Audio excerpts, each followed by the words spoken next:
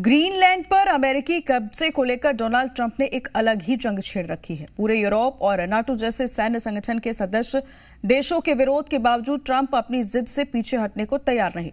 कभी वो नॉर्वे को चिट्ठी लिखकर शांति के नोबेल नहीं मिलने पर गुस्सा जताते हैं, तो कभी कहते हैं कि ग्रीनलैंड पर वो होगा जिसकी कल्पना भी आपने नहीं की होगी।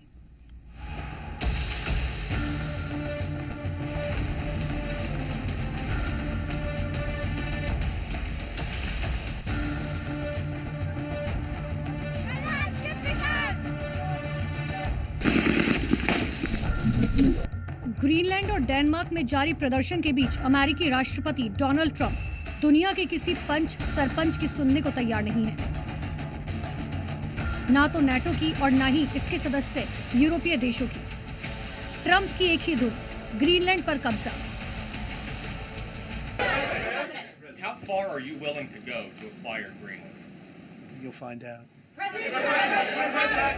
ट्रंप के इस बयान के बाद ये कयास है कि क्या वो ग्रीनलैंड पर कब्जे के लिए सैन्य तैयारी कर चुके हैं। आखिर मीडिया के सामने किस हद तक जाने की बात कही डोनाल्ड ट्रंप ने। एक हद तो ट्रंप ने पहले ही तय कर दी है। ग्रीनलैंड पर जो भी देश अमेरिकी नीति का साथ नहीं देगा उसे विरोधी करार दिया जाएगा और विरोधी देश पर पहले 10% और उसके बाद 25% का टैरिफ लगाया जाएगा।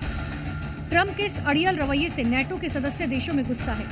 आखिर नाटो के जिस सिक्योरिटी चैप्टर से अमेरिका बंधा है, उसी चैप्टर के तहत नाटो के सदस्य देशों पर टैरिफ अटैक कैसे कर सकता है।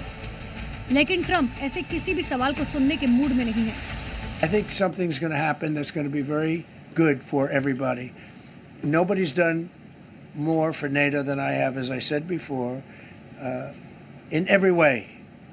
Getting them to go up to 5% of GDP was something that nobody thought was possible, and pay. At 2% they weren't paying. At 5% they are paying. And they're buying a lot of things from us, and they're giving them, I guess, to Ukraine. That's up to them, but they're giving them to whoever they're giving them to, but they're buying a lot. यानी Trump को Greenland चाहिए, सुरक्षा कारणों से चाहिए। ये हर बयान में वो क्लियर कर रहे हैं। लेकिन सवाल ये है कि अगर ग्रीनलैंड पर मिलिट्री ऑपरेशन की जरूरत पड़ी तो क्या नाटो से भी टकरा जाएंगे Trump? How far are you willing to go to acquire Greenland? You'll find out. Greenland में यूरोप के 8 देश पहले से अमेरिका के विरोध में सांकेतिक रूप से अपनी सेना तैनात कर चुके हैं। भले ही सैनिकों की संख्या कम है, लेकिन ट्रंप के खिलाफ ये सांकेतिक तैनाती पूरे यूरोप में ट्रंप के व्यापक विरोध को हवा दे रही है। ट्रंप धमकी दे रहे हैं या अपनी ताकतवर सेना की धौंस दिखा रहे हैं। इस सवाल का जवाब अभी क्लियर नहीं है। सिवाय ट्रंप की जिद के ग्रीनलैंड अमेरिका को चाहिए तो चाहिए।